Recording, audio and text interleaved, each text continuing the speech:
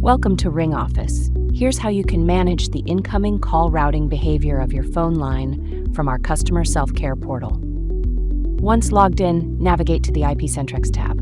Click on Phone Lines, then select the Configure button next to the line you wish to manage. This will open up the settings for that specific line.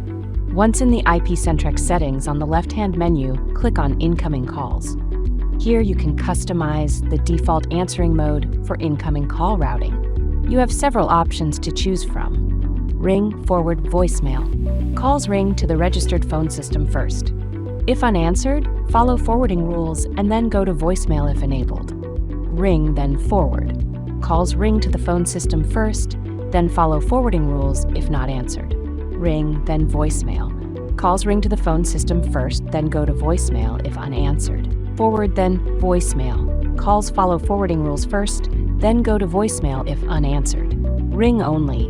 Ring to the phone system and disconnect if unanswered. Forward only. Follow forwarding rules and disconnect if unanswered.